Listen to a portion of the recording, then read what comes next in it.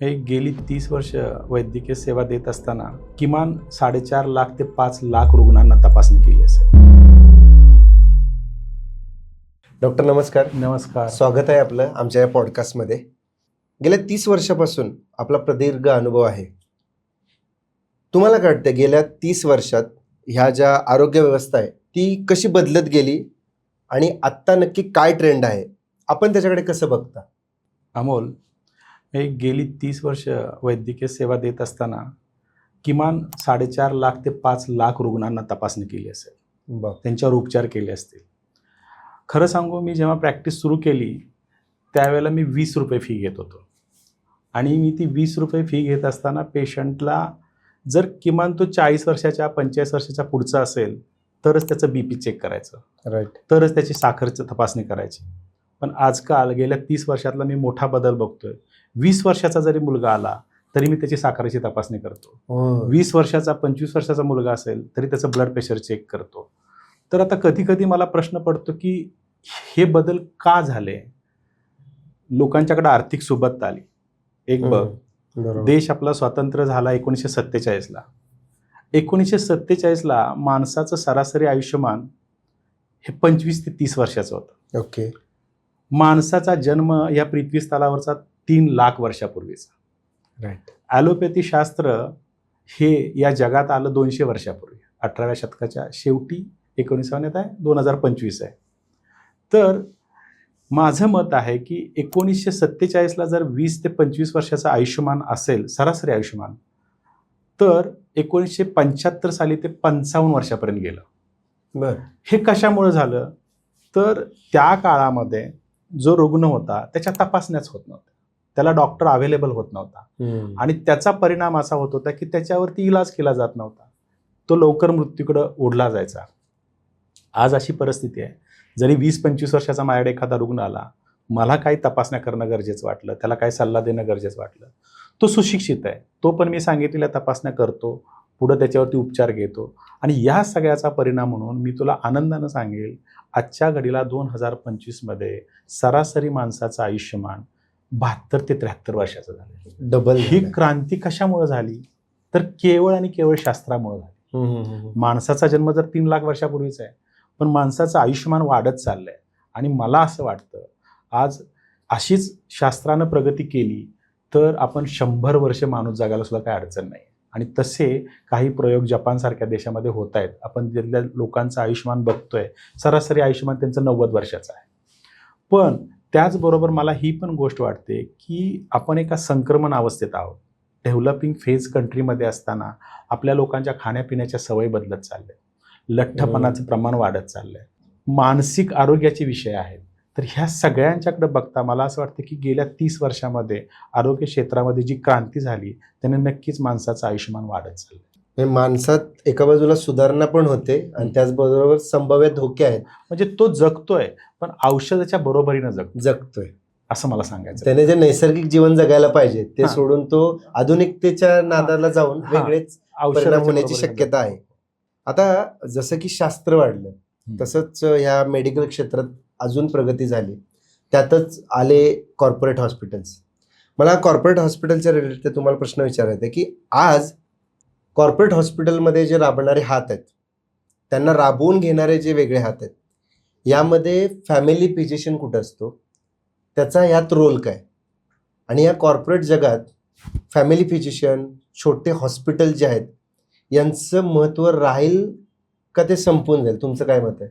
हे बघ, काळाबरोबर सगळ्या गोष्टी बदलत चालल्या. मी तुला जसं म्हटलं की 30 वर्षापूर्वीची वैद्यकीय व्यवस्था आणि आजची ह्याच्यामध्ये प्रचंड फरक आहे. बदल झाला. आज कॉर्पोरेट हॉस्पिटलची संख्या वाढते. का वाढते?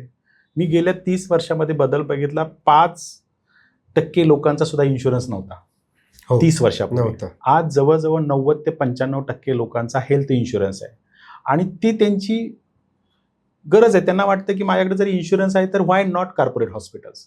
का मी सिव्हिल हॉस्पिटलला जावं, का मी छोट्या हॉस्पिटलला जावं? म्हणून त्याचा ओढा कॉर्पोरेट हॉस्पिटलकडे असणं स्वाभाविक आहे. पण माझं मत आहे की कॉर्पोरेट हॉस्पिटल्सनी सुद्धा जर तुम्ही फॅमिली फिजिशियनला त्याच्याशी जोडून घेतलं, फॅमिली फिजिशियन त्याच्यात असणं का गरजेचं आहे? तर त्या कुटुंबाचा सर्व आजार असेल, त्याची हिस्ट्री असेल, ही सगळी त्याला माहीत असते. फॅमिली फिजिशियनला त्या कुटुंबाचा आर्थिक स्तर माहीत असतो.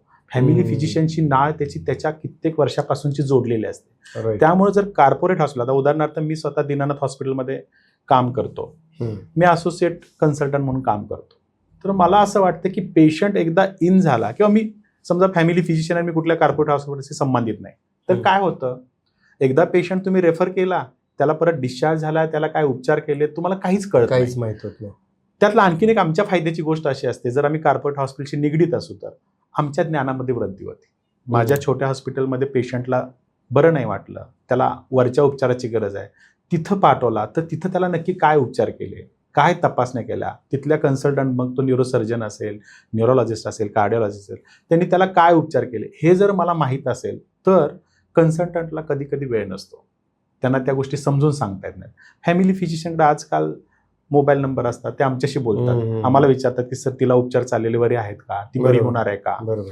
आणि मग मला पण त्यात थोडं इंटरव्हेन काय करता येतं, मला जर वाटलं की हा पेशंट कार्डिओलॉजीचा आहे तरी पण आपल्याला एक न्यूरोचं ओपिनियन घ्यायचं आहे, तर मी तिथं तो सल्ला देऊ शकतो, कारण मला तो अधिकार येतो.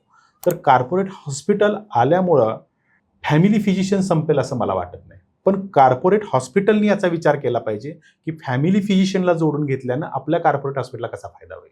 आणि त्याबरोबर तो जो आहे आपला पेशंट आहे त्याची पण तितकीच जबाबदारी आहे की फॅमिली फिजिशियन मुळे मी इथे आलोय, किंवा माझं सर्व फॅमिलीचं 3 जनरेशनचं रेकॉर्ड यांना माहिती आहे, त्यांनी पण इन्सिस्ट केलं पाहिजे. आणि एक मी तुला ह्याला जोडून एक गोष्ट सांगतो. बघा, आता आपण रोजच पोळी भाजी घरात खातो, बरोबर आहे, पण तरी पण आपल्याला हॉटेलमध्ये पंचतारांकित हॉटेलला जावं अशी इच्छा होते, भले कधी 6 महिन्यांनी वर्षांनी व्हावे. का होते, तर कसं आहे, माणसाची पंचेंद्रिय जी आहेत ना त्याची तृप्तता माणसाला हवी असते.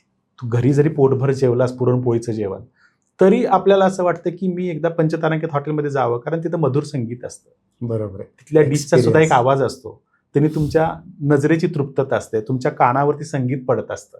तर ही जी तृप्तता आहे ना, ही तुम्हाला दवाखान्यात गेल्याशिवाय मिळत नाही. जोपर्यंत तुम्हाला त्या डॉक्टरचा स्पर्श होणार नाही, डॉक्टरच्या डोळ्यात डोळे घालून तुम्ही बोलणार नाही, तुम्ही त्याच्या व्यथा मांडणार नाही, तोपर्यंत मला वाटत नाही की ह्या फॅमिली फिजिशियनला संपेल किंवा फॅमिली फिजिशियन जाईल किंवा छोट्या क्लिनिकला मरण आहे, मला नाही वाटत. तो एक्सपिरियन्स मिळतो त्याला, आणि त्या एक्सपिरियन्ससाठी तरी आपण त्याची किंमत मोजतो. बरोबर आहे, राईट. आता तुम्ही सांगितलं हा सगळा तुमचा अनुभव सांगितला, तुमचा अनुभव मोठा आहे. तुम्ही सांगितलं की तुम्ही जवळपास 4.5 लाखपेक्षा जास्त पेशंट आतापर्यंत तुम्ही तपासलेले.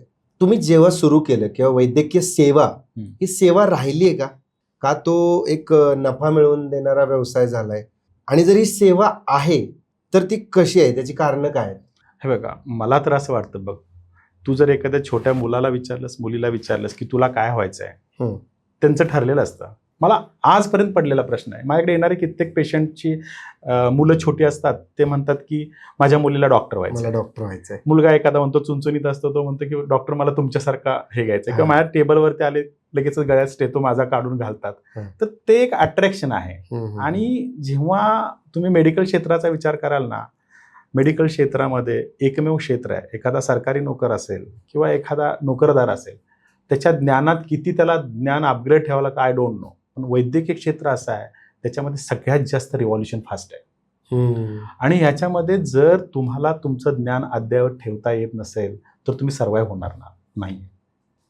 आणि त्याच्यामध्ये मला असं वाटतं हे पॅशन म्हणून आम्ही याच्यात आहोत. राईट. पेशंट, त्याच्या वेदना, त्याला पाहणं, त्याच्यावर उपचार करणं आणि त्याच्या चेहऱ्यावरती हास्य उमलणं, ह्याच्यामधला जो आम्हाला आनंद असतो तो अगणित आहे तो.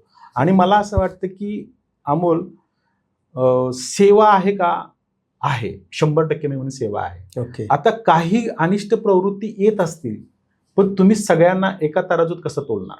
बरोबर आहे.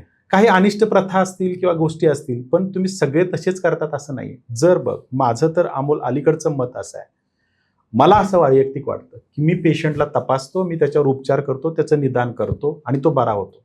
आजकाल 30 वर्षानंतर माझा असा अनुमान आहे, पेशंटच डॉक्टरांचं निदान करत असतो. तुला कदाचित हे धाडसाचं वाटेल, पण मी जे म्हणतोय ते बघा, एखादा डॉक्टरचं निदान, हा बघा, माझ्याकडे काही पेशंट येतात 10 फाईल घेऊन येतात. त्याला आजार असतो, अगदी 10-20 वर्षापासूनचा आजार असतो, ह्या डॉक्टरकडे गेला, त्या डॉक्टर, तरी तो फॅमिली फिजिशियनकडे येतो आणि फॅमिली फिजिशियनला म्हणतो की बाबा डॉक्टर मला असा त्रास आहे, मी सगळ्यांच्याकडे जाऊन आलो, पण तुम्ही मला सल्ला द्या. त्याला मी उपचार करावा अशी त्याची हे नसते, पण त्याला योग्य सल्ला हवा असतो. सल्ला हवा असतो. ओके. आता विचार कर, मी जेव्हा त्याची फाईल बघतो, त्याच्या प्रश्नांना उत्तरं देत असतो, त्यावेळेस तो रुग्ण किंवा त्याचे नातेवाईक डॉक्टरांच्याकडे बघून ठरवत असतात की माझा जो आजार आहे ह्याला कितपत कळाला आहे, ह्याचं ज्ञान तेवढं आहे का? योग्य आहे का, तो तेवढा कॉम्पिटंट आहे का, का त्याचा व्ह्यू कमर्शियल आहे का, विनाकारण मला हा तपासण्या करायला सांगणार आहे का, ह्या डॉक्टरांचं लक्ष नाहीये. ह्या सगळ्या गोष्टी तो 5 मिनिटात माझ्यासमोर बसून ताडत असतो, पाहत असतो, ऑब्झर्व करत असतो. त्याच्या परीक्षेत जर तो डॉक्टर पास झाला तर तो वर्षानुवर्ष तुमच्याकडे येतो. आणि म्हणून माझ्यासारखी लोक 25-30 वर्ष practice करत राहतात. त्यामुळे मला असं वाटतं की मेडिकल व्यवसायामध्ये पहिल्यांदा सेवा येते आणि पैसा येतो. आणि हे बघ, माझं ठाम मत आहे, आपण काम करत राहावं, पैसा आपल्या मागून येतो. आपण नैतिकतेची आपल्याला चाड असली पाहिजे, प्रामाणिकपणे काम केलं तर कशाची कमतरता पडत नाही.